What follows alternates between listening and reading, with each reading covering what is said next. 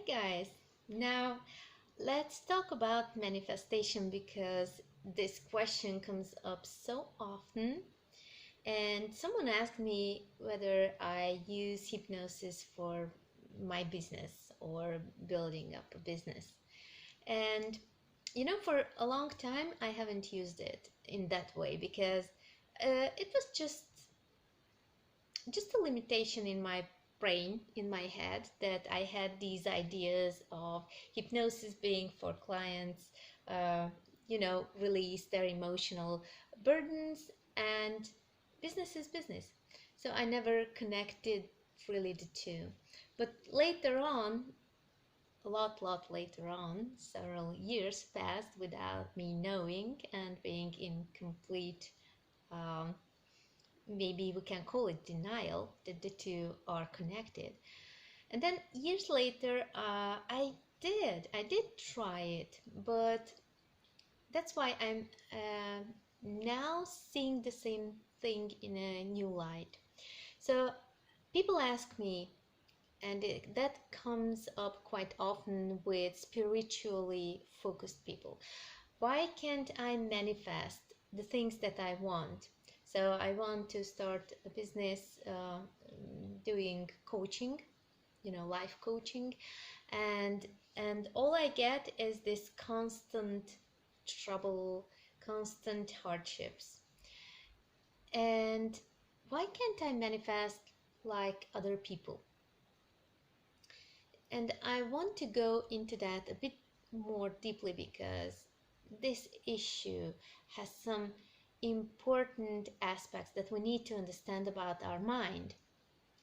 First of all, when we think about manifestation, what we learned, we have so many ideas, and these ideas, they often misguide us. So one of these ideas is that, I think about a new car and I go sit down and I imagine, I visualize this new car that I want to get. And if I visualize it uh, often with all my imagination, imaginative, creative power, then it will come to life, right or not? Uh, Partly it happens, but it's not so simple.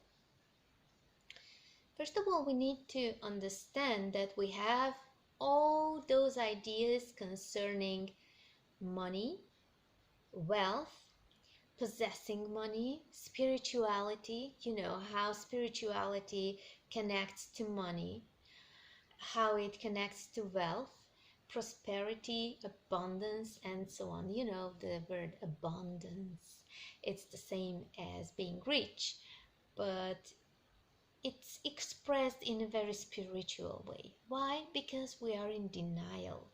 We are resisting. So whenever these ideas and these emotions are contradicting each other, there will be a conflict deep inside. And our energy, it truly tries to manifest what we want and what we need. But in this chaos that's within us, trying to resist the evil effect of money, or trying to be spiritual and pure and selfless, etc. All these ideas are creating a tension deep within. And what happens as a result? Either we manifest something like our goal was, or we don't manifest anything at all, just keep on manifesting our difficulties. So when we talk about manifestation, we think about objects, right? We think about a house, we think about a car, or we sometimes think about circumstances like a new job, or like being promoted.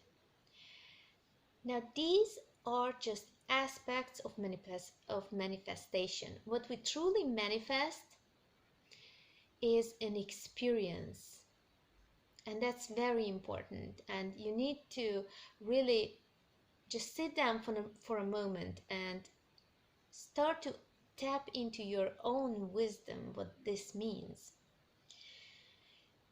Manifesting experiences means when you think about a car that you want to have, you also have all those other ideas and aspects that are connected to that car. What does it represent for you? What does wealth represent for you? For example, if this is a fancy car, this represents a certain status, a certain financial status, power maybe, success, etc., etc.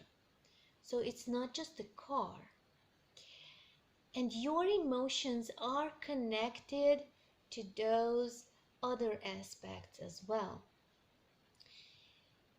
Now, if you are a spiritual person and you want to manifest for the highest good, right?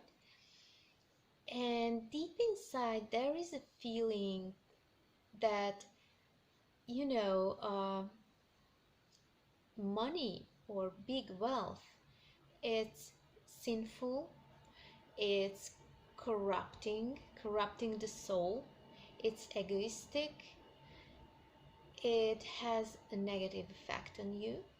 What you do, you resist the experience. So you will resist it even if you create that car. So your desire for the car will be so intense that you create it. You take the whole experience with you, not just the car, but all those fears that are connected to status, to wealth, to money. So for example, that feeling that you don't deserve the car, that you are not good enough to have that responsibility that comes with your status, with your success. What you will do is that after you received the car, in this example, you will start to erode your own manifestation. That will be your manifestation actually. You will start to sabotage yourself. Now you can ask, how is it that there are some people who create fortunes and they really think about it, they focus on it, they put in the work and they get rich? So what do they do differently? And you will hear a lot of distorted information out there, a lot of information. Most people will try to make money this way, will try to use your desire for wealth to build up their own empire, you see. So how do they do that? And is it there something like karma, that I need to stay poor to clear my karma? Now, when we are born with a soul contract. Some like to call it that way. So we set an intention to experience certain things before we are born.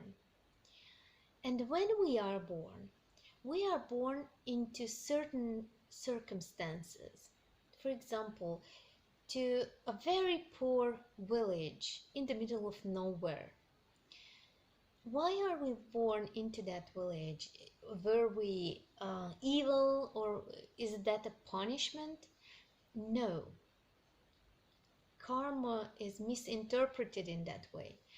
It is not a punishment, but we came with a desire to learn something. For example, we are born to learn empathy, how to empathize, how to feel for other people, how to feel this oneness support, how to help others, to feel compassion, and so on.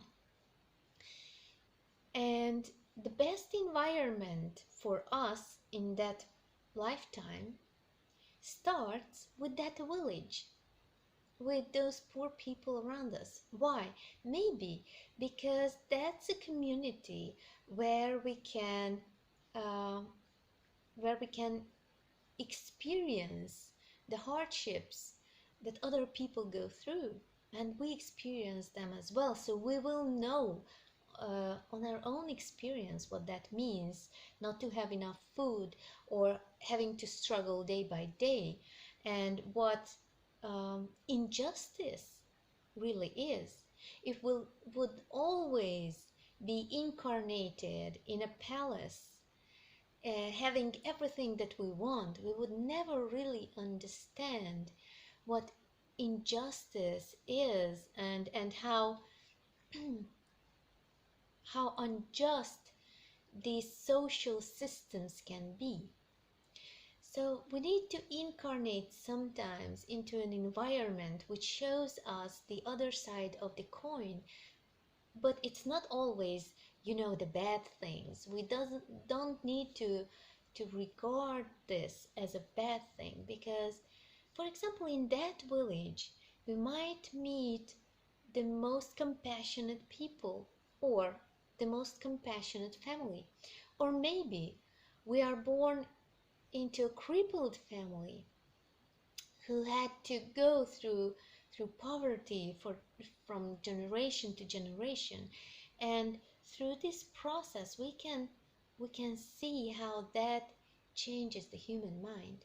Now uh, we're not expected to live our life in misery. It's never ever the case.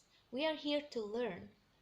So when we are born, for example, into this village, and we grow up under these circumstances, having little to eat and having shabby clothes, small little place we can call home, lots of siblings, and not enough attention for us from early childhood.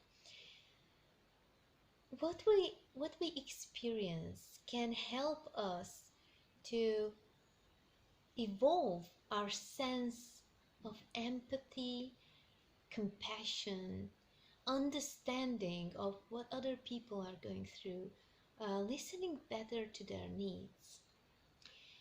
Someone in that environment might have the strong desire to have wealth. Now, as long as we haven't learned our lesson, everything that manifests, everything will take us back to this lesson. Actually, all manifestation is not just simply experience, and I'm going to repeat it again and again and again.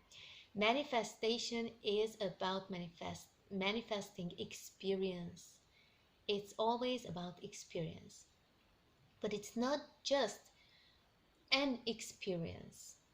It is the experience that brings us closest to our purpose.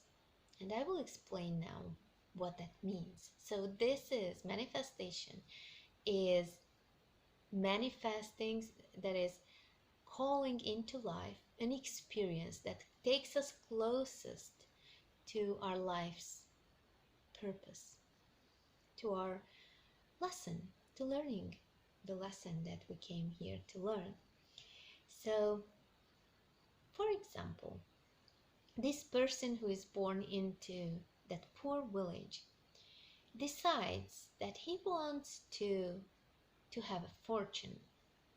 So he puts all his energy, mental, emotional, physical energy, into this picture of him being rich, having that wealth, just leaving that environment, having a wonderful, rich, beautiful house with servants and assistants, cars and motorcycles, etc., and beautiful women, and so on and so on. There are two ways that how the universe can help this person. First, if that person hasn't learned his lesson, that is compassion and understanding, uh, the power of community, the power of people connected to each other and helping each other and raising each other, that person might stay in the poor state. So whatever he does, no matter how hard he tries, he just gets back and back and back and back to poverty. Why? Because his whole being is manifesting that experience of poverty, because that is his way to explore love and compassion. I'm not saying that we always have to go through poverty, through misery to experience love and compassion. We don't necessarily have to do that. But in many cases, with many people, it might be the case. It's one possible scenario. So this person, in that case, will always be kind of sidetracked, getting back. He opens a business that doesn't go well. Whatever he tries, he gets a job, but somehow, he's always put into circumstances where he still needs to learn this compassion. But there can be another scenario when this person gets what he wants and he gets really rich. Maybe he's always somehow he's involved in some criminal activity or not quite pure activity. Maybe, who knows, somehow he gets that wealth that he needed.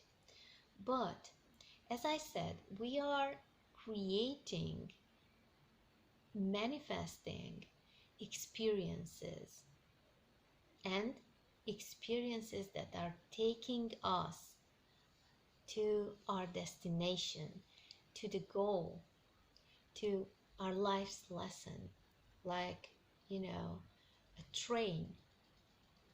You can't stop it. So this person suddenly becomes rich and he gets more and more and more. But he didn't master the lesson. He is not compassionate. Maybe he's stealing from others. He's manipulating. He is tricking people out of their money. He is doing, these kind of things that are not aligned with his life's purpose, that is to learn compassion or humbleness, or who knows what he came here for. And in this case, what happens is that as his life evolves, there will be more and more powers and forces that will start to take him. It's like a funnel going down a funnel. It starts to attract experiences more and more where he will have no other choice but to face the lesson of his life. Maybe his partners start to betray him. Maybe he gets involved in some very dubious activity, crime.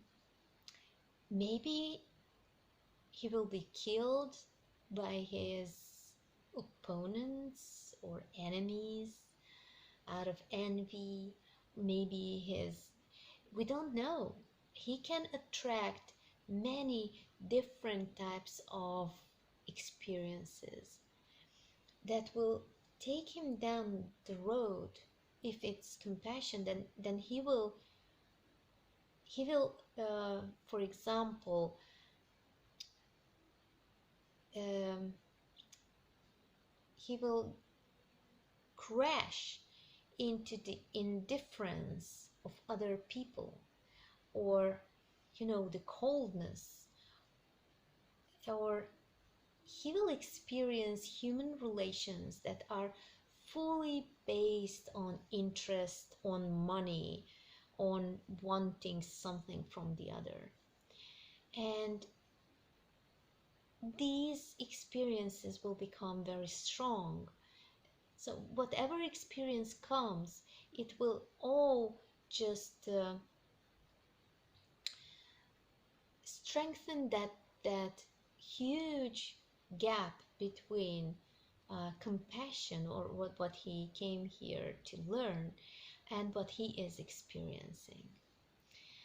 Maybe when he is at the lowest point, where he was, for example, betrayed, um, and he lost what he had, lost his money, lost maybe whatever he can lose. Life can take away a lot from him just to teach him. And then maybe someone comes along who shows true compassion to help him learn this lesson. Or maybe he will come to this realization by himself. Perhaps he won't learn this lesson in this lifetime, and he will live this life as a crippled, unhappy person, or haunted by his own fears and his own sins. We don't know. I'm just, depicting you like in a movie of one possible scenario. And there can be so many different lives and different paths. So this person always has the free will and free choice, but the energies that he set loose will come back to him in some way or form to enhance his experience and bring him closer to what he needs to learn. So this is how manifestation truly works.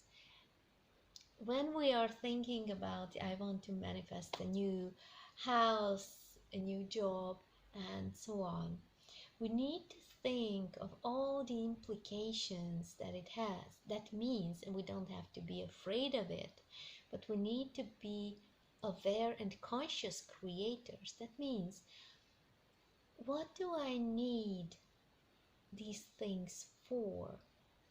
What is my true purpose? What do I really want to feel? What do I need to learn from this? So we always need to ask, what do I need that thing for? For example, I want that new car. What do I need that car, that special car for? Is it my status?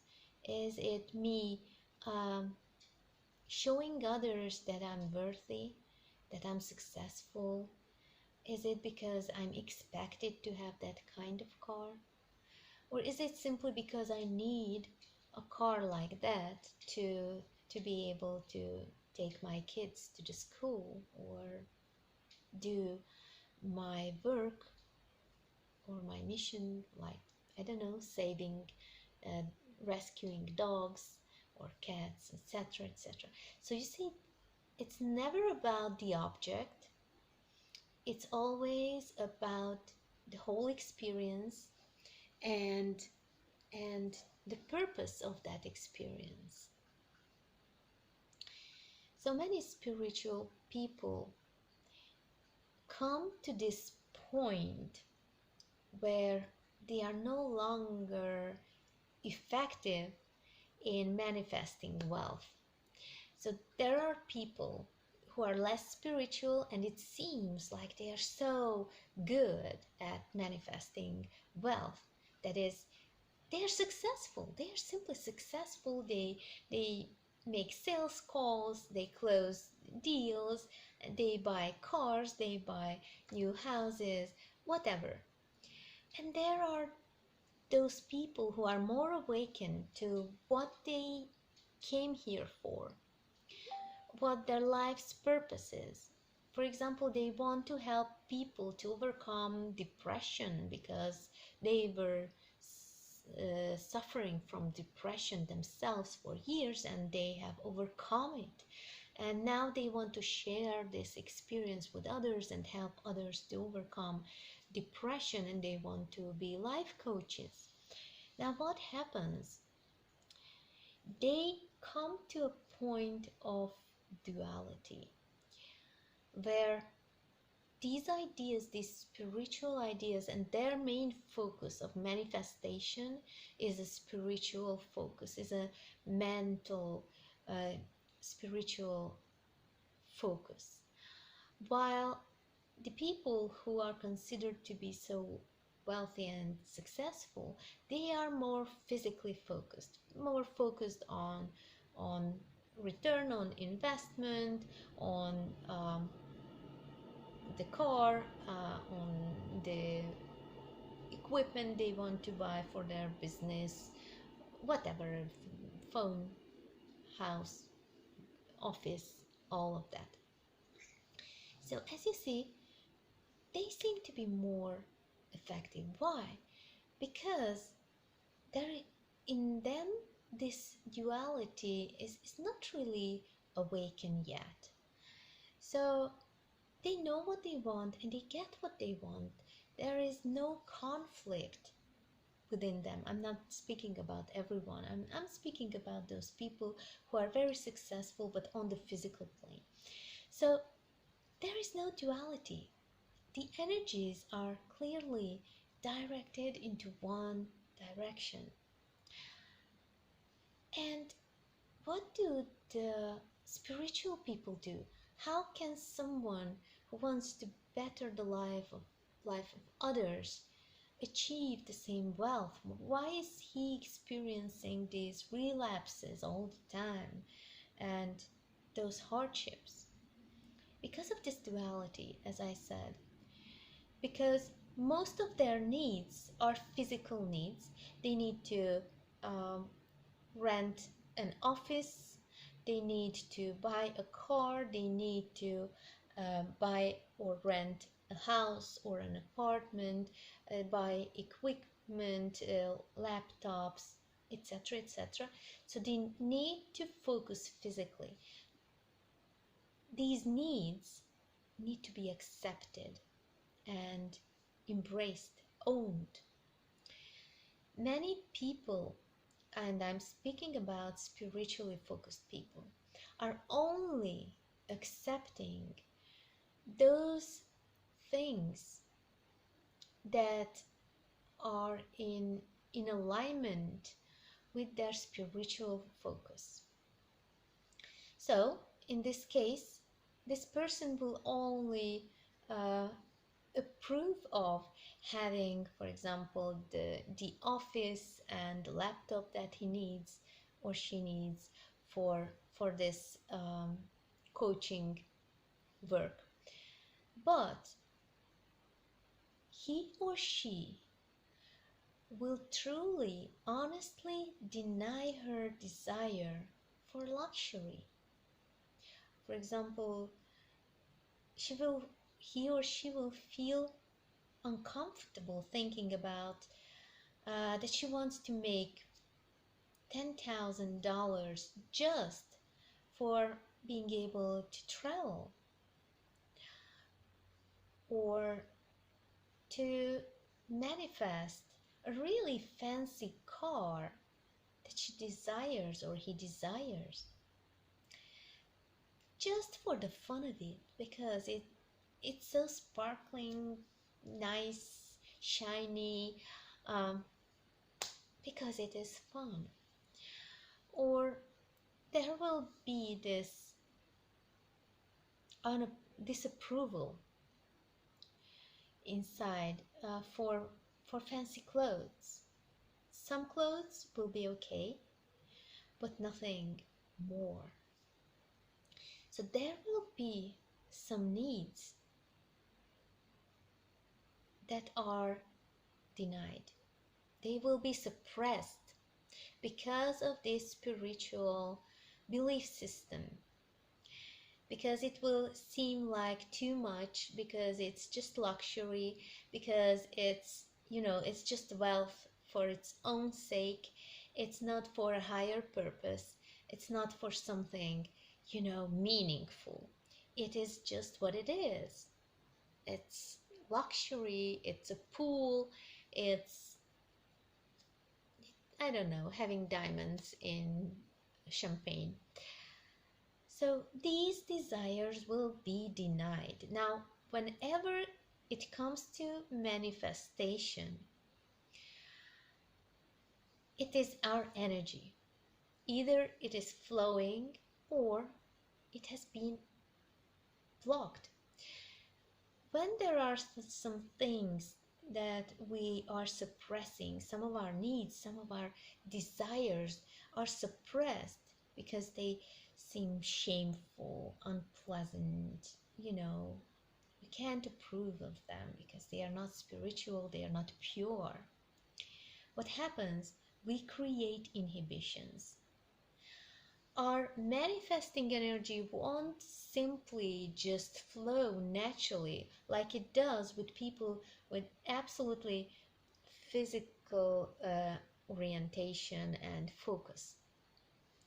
In our case, I mean spiritual people, in our case, there will be an inhibition on one part, on everything that's not connected to the spiritual and higher purpose. And there will be a desire to manifest on the other part, to everything that's spiritual. So our coaching business, for example. So our life coaching business will be hard.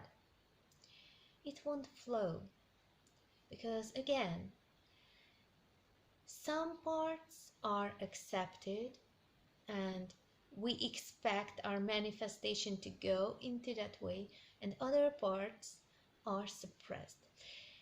Now, as I said, we are manifesting experiences that are bringing us closer to our higher purpose in this life. But this purpose is us. It's a new person. It's a new higher version of us. I know I'm using words like higher, and we people tend to think in good and bad and, in scales, in black and white terms. Now, when I'm talking about higher, what I really mean is a more conscious and a more aware state of being, of consciousness. So as we evolve and we get more and more awakened, our purpose will be more and more about us creating our new and higher version. Yeah, I really can't find the right word, but I think you have that sensation what I'm talking about. So it's about creating ourselves. Our purpose and ourselves will become more merged. It's like the dancer and the dance. You can distinguish the two because the two are one. It's true that the dance and the dancer create each other. It's the same way you are creating yourself by doing the work by creating or by manifesting your higher purpose. So as you see, you have become the dance and the dancer. But if this dancer has any inhibitions toward dance, so some part of the dance are okay, but other parts of the dance are not okay, this will create inhibitions. This will stop this flow of manifestation, and we will find ourselves struggling. So what can we do? How do we get to that state of higher consciousness where manifestation again becomes not a dual struggle between physical needs that have to be met but are kind of disapproved of, and the spiritual needs and purposes? So how can we get to the other side finally and eliminate these struggles? We need to come in terms with ourselves. This means that we need to look into our desires and honestly, really honestly, without judgment, without criticism. Because when we look at ourselves and at our desires through the perspective of judgment, we are creating inhibitions, and we will um, we will protect ourselves by just suppressing these desires. So we need to look into ourselves. And as we look into ourselves, we need to discover these desires. Yes, I want to have beautiful clothes. And then we need to listen to ourselves and to into that desire. What is it really about? Is this about the clothes? Why do I need those clothes? Because I want to feel pretty. I want to feel accepted. I want attention. I want people to look up to me, or whatever. It might be something that that we need to work on, not because it's bad, but because it is limiting us. You know that it's limiting you if you are dependent on it. So I depend on my nice clothes to give me the feeling of worthiness, to give me the feeling of prettiness, of whatever feeling that you desire. It's always really the feelings that we truly desire in these cases. So you need to ask yourself, what does that car give to me? What is it that I truly need there? And you will find that maybe it's the status, maybe it's how others will look at you, and you want to look at yourself through their eyes, you know, with the admiration or the coolness. You know, I'm cool. I feel cool because of the car. So if you need the car to feel cool, to feel that you're someone, that you have some weight, some power, some charisma, whatever, because of the car, or the car is your key to that feeling, then you know that you need to work on that, because that's limiting you, because you are depending on a bunch of metal to give you this feeling. So when you free yourself from these dependencies, then you will find that actually what you truly need, what you truly want, is something that you are aligned with. You need to be able to accept your needs. For example, I need to travel. Why? because that's how I learn. That's how I can experience life through different cultures, understanding those different cultures, understanding where they come from, how they see life, how they interpret life, how that affects them, how that affects the whole community or society they are living in, etc., etc. So I'm just bringing you some examples to get your ideas going. Now, some people have these ideas about spirituality, saying like, Jesus, he must have been a conscious creator, not in between the spiritual and physical, but fully on the spiritual side. So, why didn't he then create all the wealth that he needed?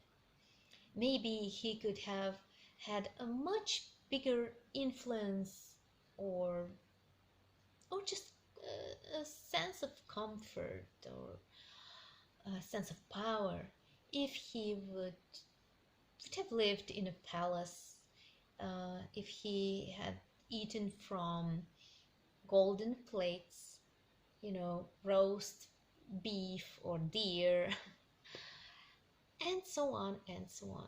So why did he then, the perfect man, create poverty? Why did he live like a beggar, possessing nothing? And we might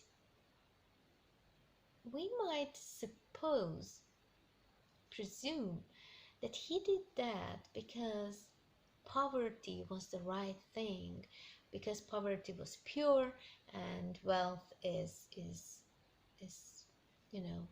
sinful. But what if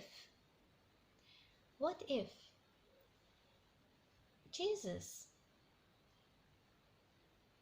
felt that his purpose was to create an atmosphere, for example, um, of intimacy and trust and friendship with his followers. And for that, mm, stopping at a simple house, eating at a very simple table, in a very informal environment where everyone is sitting close to each other and passing on the same bowl of simple food. And what if that was serving his purposes much better than golden plates and lots of servants bringing roast, I don't know, hog or whatever? What if he was such a conscious creator that he knew that he could create both, but for his needs, for his emotional needs, he needed a more informal, more flexible, and a simpler environment? You see, this changes the whole picture. And I'm sure, although I know I wasn't there when Jesus was born and when he lived, but I would presume that he would have been able to create a completely different environment if he wanted to. And in this case, he simply chose the environment which, in his view, was the most appropriate and most fulfilling from his point of view. For him, maybe that comfortable, simple table with one space and his followers sitting around, chatting, talking, sometimes laughing, I'm sure. This informal, vibrant environment uh, would help to create that honest and close relationship much better than a beautiful decorated golden room with servants and dancers and musicians and politicians and all kind of noble people. He was not opposing noble people and rich people. He allowed them to come just as close as everyone else. So you see, for his purposes, a certain environment, a certain things, including objects, including really events and environment and everything else, was much more useful. So this is how you can look at this and at manifestation. If you are experiencing these struggles again and again, then do the following exercise. Just sit down somewhere where you are undisturbed and close your eyes and start talking to yourself. First, talk about what you feel in connection with your desires, with your struggles about manifesting what you want. Just allow yourself to talk about these feelings. Tell yourself that, for example, I'm so fed up with struggling with my business, and I'm so fed up with repeating the same things again and again and not getting any results, and I feel that I don't know, don't have a purpose, or I have a purpose but I'm not fulfilling and I'm failing my own expectations, etc., etc., etc. Just tell what's on your mind without judgment. Don't think, just let it out. And then when you feel that you have said everything that you felt actually, then ask yourself, what is it that I want? And say everything.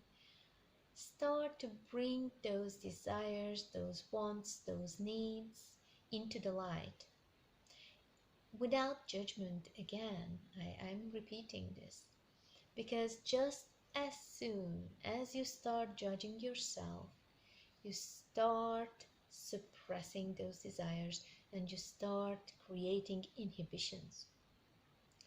Your inhibitions are a manifestation. So if you are struggling a lot, if you face obstacles, problems, and all kinds of issues all the time, then you must know that you are a master manifester who is manifesting what he or she is afraid of. You are manifesting then your own problems, the struggles, your inhibitions. So that's what you are manifesting. And it's incredible how much power you invest in that. And you can also just admire your own work because that's what it is. It's manifestation at its best. Maybe it's not going into the right direction right now, but you can change that anytime. But first, just become aware of that. So just talk about your desires, your needs, what you want in connection with your business, with your purpose, what you want to manifest. And the third step, first you remember, talk about the feeling. Second, talk about what you want, what you desire. Third, listen. Just listen what your life's purpose, what your inhibitions maybe are telling you. What is it that's stopping you? Just listen. I don't know what will come what answers you will get, if you get any answers. Sometimes we don't get any answers. It's okay, just accept. You know, remember to stay in this state of acceptance. But then maybe you will get some answers, and that will keep you going and thinking, okay, now I have raised my awareness, and now I see more clearly maybe. So this is what you need to do now. Just repeat this exercise from time to time. If you do this um, regularly, in the beginning you can do it daily, just to get the feeling. So if you do this regularly, you will find that you get a lot of help and information coming from your subconscious mind and from your own wisdom, your own source, and from your own feelings. So thank you for your attention, and that's all for today.